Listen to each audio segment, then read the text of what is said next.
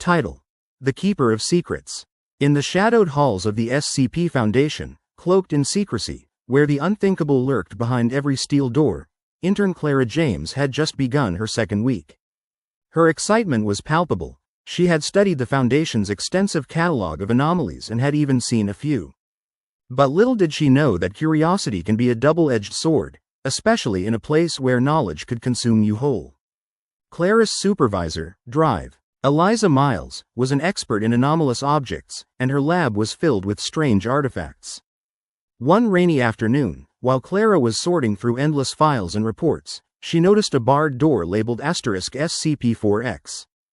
The label intrigued her. Normally, files on SCPs were extensive, detailing protocols, containment procedures, and risks, but this one was unusually vague. "Hey, Drive, Miles," Clara called, trying to sound casual. "What's behind that door, Doctor?" Miles paused, her expression turning serious. "That is an entity we're still studying. The protocols surrounding it are very strict. It's not safe to know too much." Clara squirmed in her seat, a mix of frustration and intrigue bubbling within her. She had always believed that understanding something made it less scary. So, when Dr. Miles left for the day, Clara's curiosity boiled over. She approached the barred door, the heavy metal frame seeming to thrum in response to her presence. Just as she reached for the handle, she remembered the cautionary words Eliza had shared. "Never open a door you're not authorized to." But the temptation was overwhelming. With a quick glance around to ensure no one was watching, Clara pushed the door open, the grating metal shifting against its frame.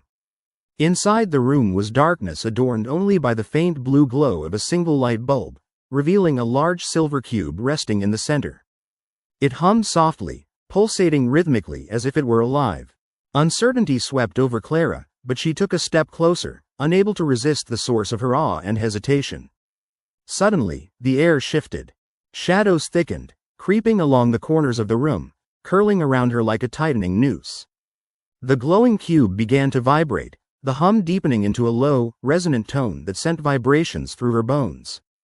Something flickered at the edge of her vision, a dark, swirling presence rising from the cube, forming into an amorphous shape. "Do you seek knowledge?" whispered a voice from within the shadows, cold and inviting. Clara's heart raced. "Knowledge," she stammered, caught between fear and fascination. "What knowledge do you hold? The answers to your deepest questions, the secrets you crave." The voice coiled itself around her, pulling her closer. "Knowledge comes at a price, dear Clara." As she attempted to back away, the shadows intensified, wrapping around her arms and pulling her closer still. "It's a simple bargain," it cooed. "One small piece of information in exchange for a lifetime of understanding." What do you want?" Clara managed to comprehend, fighting the panic rising within her. "Your mind," it replied, swirling with a sense of ominous delight. "Your memories will serve me well. And in return, I will reveal truths beyond your imagination." Panic erupted. "No, I can't, I refuse," Clara cried, struggling against the tightening darkness. But it was too late. The shadows began to seep into her, invading her thoughts and snatching away pieces of her consciousness. Within the depths of her mind, she felt herself slipping into a void where all her knowledge of the Foundation, the anomalies, and every terrifying SCP blended into a pit of despair. Faces of former interns and researchers flashed before her, all hinting at lost moments, forgotten drives, and vanished souls. As her consciousness shattered into fragments, a sudden clarity hit her. I will not be lost," she screamed, drawing on every ounce of will.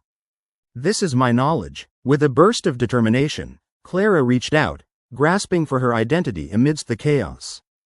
With each thought she clung to, her family, her friends, her hopes, a flicker of light broke through the consuming darkness. The shadows recoiled momentarily, shrieking in dismay as the cube's hum transformed into a frantic wail. "No, you cannot escape," it shrieked, but Clara had seized her moment. She pushed against the dark tendrils, breaking free from their hold, her spirit igniting with a fierce rebellion. With a final surge, Clara turned and sprinted toward the door, the mass of shadows frantically grasping at her, clawing for her to return. But she burst through the doorway, slamming it shut behind her and locking it with trembling hands just as a muffled roar reverberated within. "Doctor." Miles appeared from around the corner, her eyes widening. "Clara, you shouldn't have. I don't want to know anymore." Clara gasped, spiraling away from the forbidden door. The entity behind the door would remain sealed, its secrets forever trapped within the claustrophobic darkness of the containment chamber. Yet she could never shake the sensation that it was still watching, waiting for the moment when another curious soul would inevitably step too close. From that day forth, Clara focused only on what she knew for certain: that some doors, once opened, could never truly be closed.